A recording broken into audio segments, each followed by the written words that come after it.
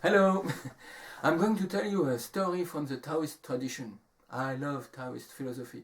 I love especially the idea of following the natural way of things rather than believing in social norms. That's a philosophy for me. I love it. In this story, there is an old man. He lives in a narrow valley surrounded by two high mountains, and he is nicknamed by his neighbors the Old Fool, because he always thinks up incredible projects. And one day the Old Fool gathers his family and he tells them that he has a plan to remove the mountains, because he's fed up of having to walk such a long way to get out of the valley.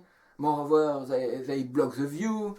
He doesn't want the mountains there anymore, so they are going to remove them.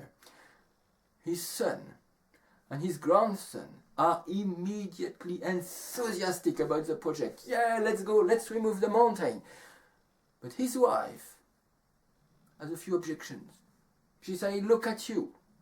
You are 90 years old. You're hardly able to take out a little mound of dirt when I sweep around the house, and now you are talking about removing the mountain. Ah, said the Old Fool, it will take time, I admit, but my son and my grandson are strong and we will do it. And the wife says, but what are you going to do once you've taken the mountains down with all the rubble? You will get a huge heap of rubble. And the old guy say, well, we are going to dump it into the sea. And then the Old Fool's wife doesn't know what to say. And the next morning he went with his son and grandson. They took shovels and pickaxes and wheelbarrow and a cart drawn by an ox, and they go to the bottom of the mountain. And on their way, the 7-year-old will hear about their project and is enthusiastic as well. And the four of them, from dawn to dusk, every day, all spring, all summer, all autumn, and in winter as well, they dig and they scrape and they take little bits of the mountain, they put in the cart, they go dump the rubbish in the rubble in the sea, and the neighbors are laughing and laughing and laughing. That's the craziest thing the Old Fool has planned during his entire life. And in a neighboring village, an old wise man hears about that, and he thinks that it's his duty to go and talk the Old Fool out of such crazy project. So he comes over and he talks to the Old Fool. He says, look, you're old. You will never see your project finished.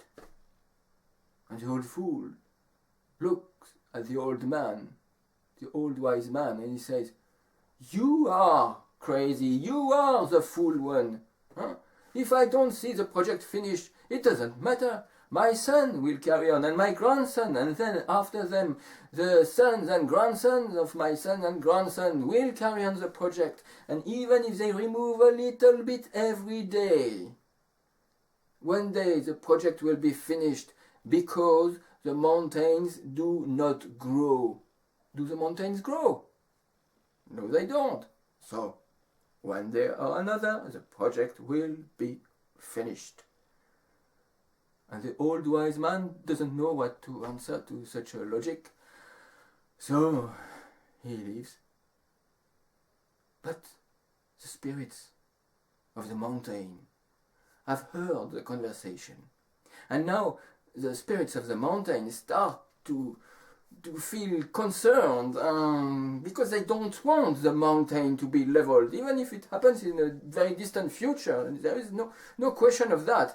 So they feel really bad about it, and the spirits of the mountain eventually go up to heaven to talk about the lords of heaven about their concern.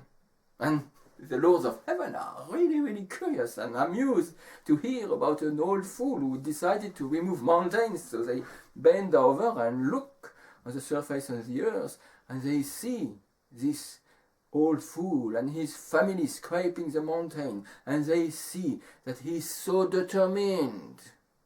They are all so determined. They love them.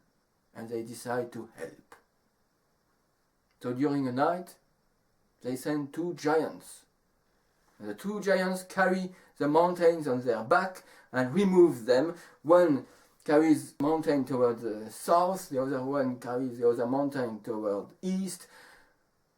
And the next morning, when the neighbors wake up and look through their windows, the mountains has disappeared. The old fool has completed his project.